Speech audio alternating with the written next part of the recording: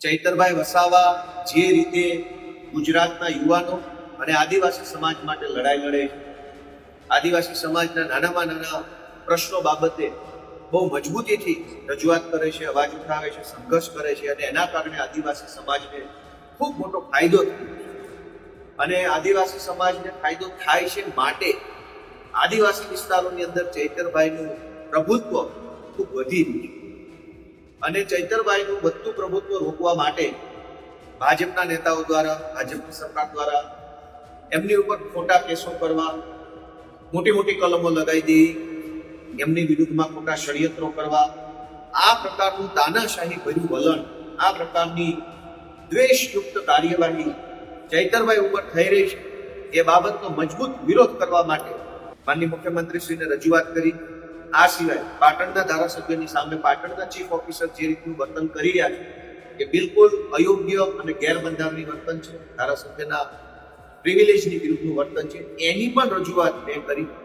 આમ વિરોધ પક્ષના ધારાસભ્યોની સામે અને વિશેષ રૂપમાં અમારા ચૈતરભાઈ વસાવાની વિરુદ્ધમાં જે રીતે સરકારી તંત્ર ખોટી રીતે, દ્વેષપૂર્ણ રીતે, મનસ્વી અને એકતરફી રીતે ભાજપના ઈશારે કામ કરે છે, એ આવી કાર્યવાહી બંધ કરી દેવી જોઈએ, તાનાશાહી બંધ કરી દેવી જોઈએ.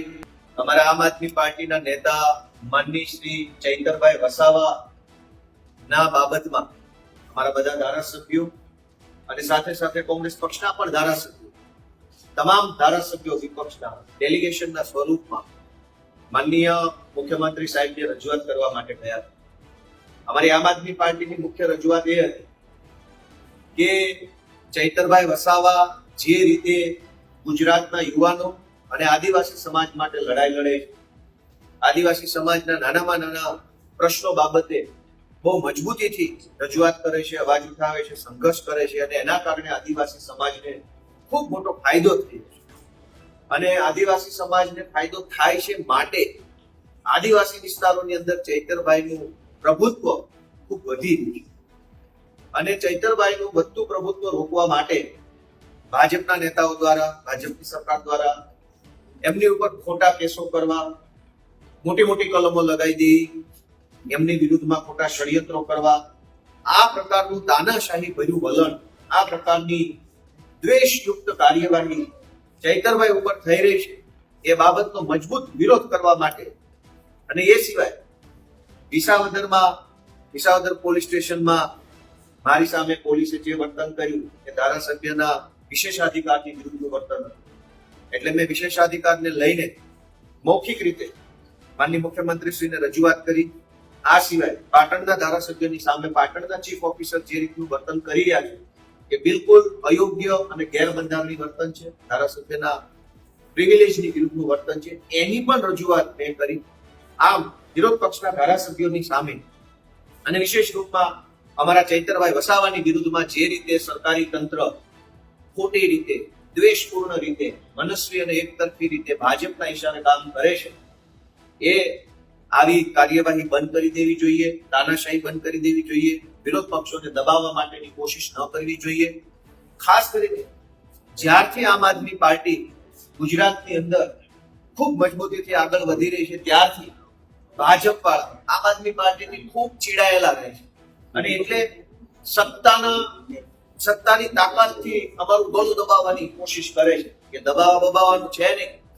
અમારા કાશ્મીરના ધારાસભ્ય મહેરાજ મલિકની ખોટી રીતે ધરપકડ કરી લેવામાં આવી. શું કામ?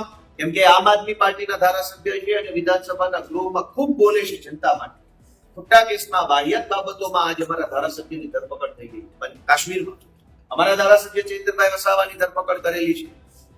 આજે જ અમારા દિલ્હીના ભૂતપૂર્વ ધારાસભ્ય અને પાર્ટીના દિલ્હી રાજ્યના અધ્યક્ષ સૌરભ ભારદ્વાજના ઘરે ઈડીના માણસો મોકલવામાં આવ્યા. એના થોડાક દિવસ પહેલા અમારા બીજા નેતાના ઘરે પણ ઈડીના માણસો મોકલવામાં આવ્યા. આવી રીતે ભાજપ પાર્ટી આખા દેશમાં આમ આદમી પાર્ટીને દબાવવાની, આમ આદમી પાર્ટીના નેતાઓને એનું ગળું દબાવવાની, એમનો અવાજ દબાવવાની, આ ક્રાંતિ રોકવાની કોશિશ કરે છે. એનો અમે સખત શબ્દોમાં વિરોધ કરીએ છીએ.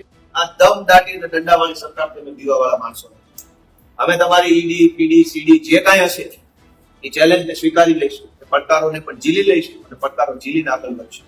આજે જે રીતે ભાજપ આમ આદમી પાર્ટી પાછળ પડી છે કે કોઈ પણ રીતે આમ આદમી પાર્ટી ખતમ થઈ જાય છે, તો ભાજપના મિત્રોને જણાવવા માંગીશ કે આમ આદમી પાર્ટી લોકોની લાગણીઓથી, લોકોની મહેનતથી બનેલી પાર્ટી છે.